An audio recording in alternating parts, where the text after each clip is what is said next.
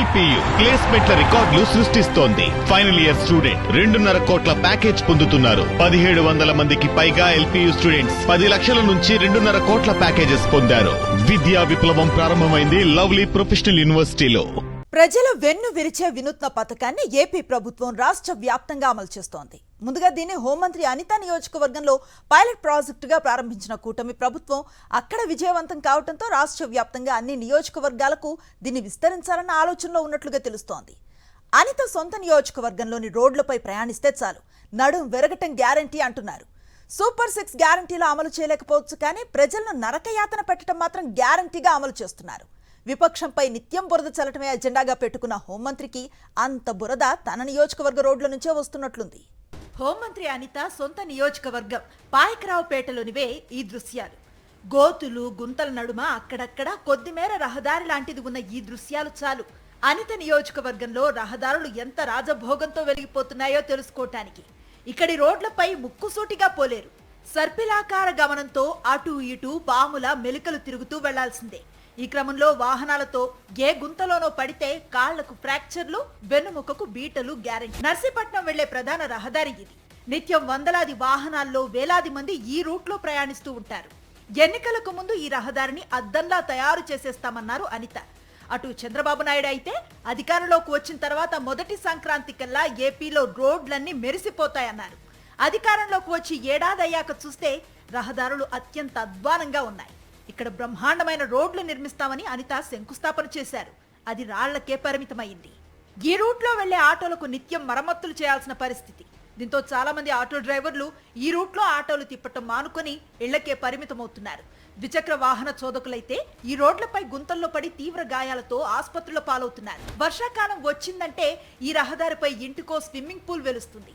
ఈ రహదారిపై వెళ్లాలంటే ఈత కూడా వచ్చి ఉండాలంటున్నారు స్థానికులు.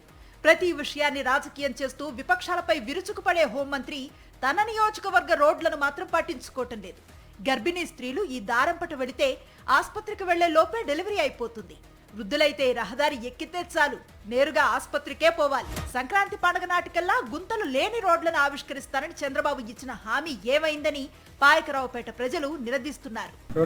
రోడ్డు చాలా దారుణంగా ఉందండి. గతంలో హోమ్ మినిస్టర్ గారు ఈ రోడ్డు కోసం పాదయాత్ర చేశారు, జగన్మోహన్ రెడ్డి వేయలేదని. ఇప్పుడు మేడం గారు ఎక్కి సంవత్సరం కాలం అవుతుంది. ఈ సంవత్సర కాలం పాటు ఎందుకైనా కోసం మేడం గారిని ప్రశ్నిస్తున్నాం. హోంమంత్రి అనిత గుంతలు పడ్డ ఈ రోడ్డుపై రాకుండా నక్కపల్లి నుంచి వెళ్లిపోతున్నారని స్థానికులు ఆరోపిస్తున్నారు. ఒక్కసారి హోంమంత్రి ఈ రోడ్డుపై జర్నీ చేస్తే ఈ రోడ్డు ఎంత అధ్వానంగా అఘోరిస్తుందో అర్థమవుతుందని వారు అంటున్నారు. ప్రజలు చాలా ఇబ్బంది పడుతున్నారు సార్. ఆటోలు కానీ, బస్సులు కానీ, లారీలు కానీ, స్కూల్ పిల్లలు వెళ్ళడాలంటే ఆ రూట్ అంటే వెళ్ళడానికి భయపడుతున్నారు. చాలా యాక్సిడెంట్లు అయ్యాయి అక్కడ. అనిత గారి గత మధ్యలో ఆవిడ పాదయాత్ర కూడా చేశారు. నేను గెలిచిన వెంటనే 6 నెలల లోపల మీకు రోడ్డు తయారు ఏం చేస్తానని చెప్పారు. మేడం గారు గెలిచినప్పుడు మళ్ళీ రెండోసారి గెలిచారు, హోమ్ మినిస్టర్ అయ్యారు. మరి దీని గురించి మేడం గారు ఏమైనా చర్యలు తీసుకోవాల్సిందిగా కోరుతున్నాం. చాలా ఇబ్బంది పడిపోతున్నాం, చాలా ఇబ్బందిగా ఉన్నది. ఒక్కసారి మీరు గమనించండి.